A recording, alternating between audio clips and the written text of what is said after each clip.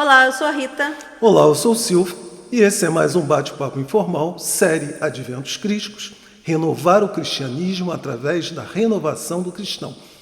E nesse vídeo nós vamos falar do capítulo 2, Orar. Adventos Crísticos é um livro do escritor Adolfo Marques dos Santos, não é isso, Rita? Isso. Mas antes de nós começarmos esse novo vídeo, pedimos a vocês que não esqueçam de visitar o nosso canal, De dar o seu like. fazer a sua pergunta, Isso. não é verdade? Deixa a pergunta nos comentários, né? Porque isso ajuda a dar visibilidade para o nosso canal. Então, nós contamos muito com o apoio de todos vocês. Isso aí. E aí, Rita, já que nós vamos começar a falar em orar, na minha opinião, todo mundo sabe o que é orar, não, Rita? Não sei, cada um na sua, né? Acha que orar é uma coisa, o outro acha que é outra coisa. Assim, no livro dos Adventos Crísticos, né, do Adolfo, é muito claro, né, quando ele diz que orar é abrir a boca. Mas o que significa esse abrir a boca? Não é? Pode ter, assim, várias interpretações. E qual seria uma dessas interpretações? No caso, a minha interpretação, a minha compreensão, que eu acho que é a sua também, né? A nossa interpretação é de que abrir a boca quer dizer que tudo, né, que nós falarmos deve ser num sentido sagrado. E então, eu entendo assim, toda vez que nós estamos falando com alguém, né, em qualquer momento, ou numa conversa, ou nos dirigindo a qualquer pessoa, a forma como nós falamos é muito importante. E lembra que nós falamos no capítulo 1 sobre a misericórdia do ver, ouvir e falar? Então, orar, a meu ver, está ligado a essa misericórdia do falar. Então, a todo momento que nós falamos com as pessoas, não é? Nós devemos nos policiar e nos reformar, né? Se falamos de uma forma muito agressiva e tal, nós devemos pensar nisso, nos analisar e realmente transformar a forma como nós falamos, porque orar é a todo momento. Não pode ser somente aquele momentinho, né, que agora eu vou falar com Deus, aí eu oro ali, aí acabou dali, eu posso falar qualquer coisa. Não, nós temos que, né, realmente nos policiar a esse respeito, até que isso fique, né, bem natural. Então a misericórdia do falar, para mim, tem tudo a ver com o orar. A misericórdia do ver, do ouvir e do falar, né? Como diz o Adolfo, as 3 perdizes do consentimento divino.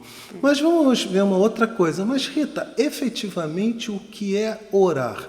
Porque, como você disse, tudo bem, orar é abrir a boca, mas, pelo visto, não basta com que a gente abra a boca.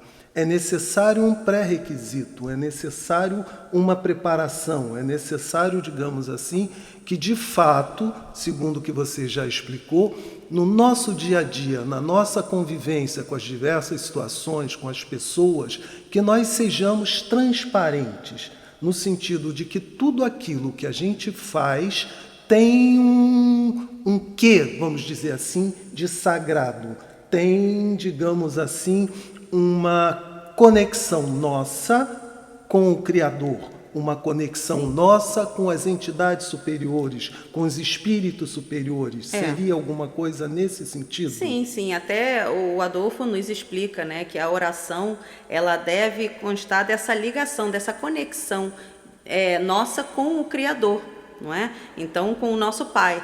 E agora, o que eu quis dizer é que não seria somente naquele momento em que nós dedicamos para fazer essa oração, né, ao Pai diretamente, mas a todo momento da nossa vida. Mas uma oração, como diz também o Adolfo, ela tem que ter a honestidade. E isso nós devemos ter, né, em toda a nossa vida, né, no dia inteiro, não só naquele pedacinho de dia.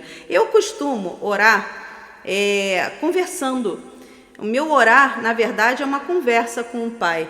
Então, eu não tenho assim, eu vou te confessar que eu não faço aquela oração do Pai Nosso quando eu oro ao Pai. Na verdade, a minha oração é uma conversa. E essa conversa tem aquele momento, né, especial, que tem aquela conversa, né, mais longa, mas durante o dia também, muitas vezes acontece alguma coisa, ou eu vejo alguma coisa, eu vou e faço aquela aquela conversa assim mais rapidinha, né? Não que eu esteja completamente conectada, eu não sei, eu acho que essa conexão é uma coisa muito forte que nós ainda não conseguimos fazer assim durante muito tempo, não é? Seria a conexão do seu Cristo interno Isso. com o Cristo planetário, com Deus ou com seus prepostos. Mas essa não intenção é de falar, né, com o Pai, isso existe.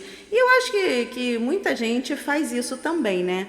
Agora, nesse capítulo também fala-se muito da oração do Pai Nosso, que foi uma coisa que eu falei, que eu acabei de confessar, que eu realmente não faço quando eu oro. Mas vamos, se você me permite, antes da gente entrar no Pai Nosso, eu acho importante reforçar essa questão que você falou da honestidade, né? Da transparência. Porque você pode orar sempre que sentir necessidade, mas é preciso que essa conexão se estabeleça. E para que essa conexão se estabeleça, aquilo que você pede, aquilo que você roga, né, esse auxílio que você está pleiteando junto à divindade, precisa ser algo bom, precisa ser algo justo, precisa ser algo honesto, não é isso? Da mesma forma que a sua postura na existência visa ser uma coisa boa, uma coisa útil e uma coisa honesta. Transparente, né? A gente sempre diz que devemos ter essa transparência na vida. Então, não só no momento ali daquela oração, mas em todo o nosso viver, a gente precisa ser transparente. E a honestidade e a transparência, a meu ver, elas são assim meio que sinônimas. Quer dizer, nós precisamos trabalhar as nossas virtudes, que a gente poderia dizer até que é uma forma de estarmos constantemente nos reformando. Sim. Para que a nossa conexão com o divino seja cada vez mais autêntica, né? E a gente não tenha assim um corte nessa ligação. Né? É verdade. Daí, toda vez que nós abrimos a boca, toda vez que nós pensamos, toda vez que nós emitimos um sentimento, nós estamos, de fato, nos conectando, né, com a força de Deus. Se estivermos falando realmente, né, com esse sentimento, né? Mas uma vez que nós tem que estamos... ser uma coisa bem honesta mesmo, bem transparente. Até porque a gente pode enganar qualquer um, mas a gente não engana Deus, né? Sim, não, mas a gente está admitindo que Sim. nós estamos nos trabalhando Sim. no sentido de uma melhora contínua. Com né? certeza. Porque, afinal de contas, nós ainda estamos encarnados e temos as nossas falhas. Mas já somos conscientes da nossa responsabilidade e pleiteamos ser a cada dia pessoas melhores. Sim. Agora então, vamos falar então do Pai Nosso. Por isso é que vem a história do Pai Nosso, né? Essa coisa da gente ser transparente, honesto, né? No orar.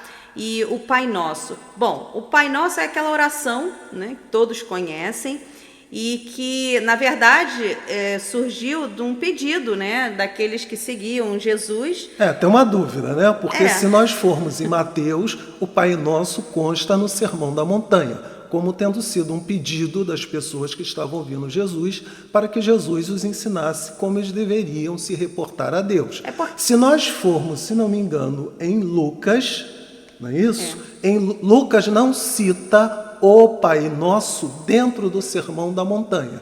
Ele já cita como tendo sido um pedido dos apóstolos que viam Jesus constantemente se retirar para falar com o Pai e pediram a ele que os ensinasse como fazer essa conexão, como orar. né? Então, vocês podem optar ou por Lucas ou por Mateus. Não, na verdade, né? Bom, ele foi perguntado, né, o que fazer para se conectar com Deus. E ele respondeu. Óbvio, ele tinha que dar uma resposta, e a resposta dele foi com a oração do Pai Nosso. Agora, ele respondeu aquela oração de uma forma que aquele povo daquela época, né, se sentiria confortável em fazer, porque eu acredito que ele sempre falava de acordo com, né, o povo, com aquela época e com a compreensão que cada um poderia tirar dali das palavras dele. Então ele deu a oração do Pai Nosso, que na verdade consiste em que ele uniu a necessidade material, né, da existência com a necessidade espiritual da essência. Então, tem tudo isso no Pai Nosso, e isso ele deu como sendo primordial para eles. E outras coisas também, 2 itens importantes que ele ensinou com essa oração do Pai Nosso é a gratidão, né? Nós devemos sempre agradecer a Deus por tudo que temos e tudo que somos, e o perdão. O perdão, né? O perdão. Precisamos perdoar aqueles que estão em dívidas conosco, até para que Deus também, né, possa ser misericordioso para conosco. Isso. Não que Deus precise disso, mas é uma relação, digamos, de causa e efeito. Na medida em que nós vamos melhorando, digamos, a nossa vida material, acredita-se que nós vamos melhorando essa vida espiritual, e na medida em que nós recorremos a Deus no sentido de sermos ajudados em alguma coisa, certamente teremos mérito, teremos acumulado virtudes no sentido de que possamos ser atendidos. Talvez essa seja até uma das razões porque muitas vezes nós oramos e não somos atendidos. Mas agora, porque isso aí tem a ver também com a questão da oração que ele deu, e inclusive ele fala no Evangelho, né, que não é preciso falar tanto. Você vê que a oração do Pai Nosso, ela não é muito longa, né? Sim. Por que não precisa falar tanto? Que ele diz, Deus já sabe das nossas necessidades. Então, não há necessidade da gente ficar, né, expondo aquilo tudo e fazendo aquela oração imensa. Então, o orar não precisa, né, ser uma palestra, né, de 1 hora. Então, e também a questão da oração do Pai Nosso, não é? Ela não deve ser aquela oração mecânica. Sim. Né? É importante que, se vai orar usando a oração do Pai Nosso, que a gente tenha essa noção de cada palavra que está sendo falada ali, colocar aquela palavra com um sentido, né, verdadeiro. Então, eu vou te falar que eu não uso a oração do Pai Nosso, não é que eu acho ela ruim nem nada disso, não é. O meu modo de me comunicar, né, com a divindade é de uma conversa, né, mas, não sei, é uma coisa assim, eu me sinto assim mais íntima. É realmente uma coisa pessoal, né, Rita? E é como a gente está falando. Cada momento você se sente de uma forma, a cada momento você tem um jeito de expressar a sua necessidade. Então, se você muda a cada momento, por que a sua oração tem que ser sempre do mesmo jeito? E às vezes ela a gente perde ora, essência, repete. É como se ela perdesse essência, é como se ela perdesse energia. Pois é. A gente não está aqui dizendo que as pessoas não devam usar o Pai Nosso, não. Claro que não. Cada um, né, usa aquilo que tem e aquilo com o qual melhor se identifica. O que a gente está dizendo é que a cada momento é uma coisa diferente. E se vamos orar usando o Pai Nosso, né, que usemos as palavras e sintamos aquelas palavras, né, com aquele sentido mesmo mais profundo, né? Agora, o interessante é que, para quem não assistiu o primeiro vídeo, eu sugiro que assistam, tem bastante coisa lá para vocês entenderem melhor tudo que a gente fala, e ficou assim, acho que bem bacana.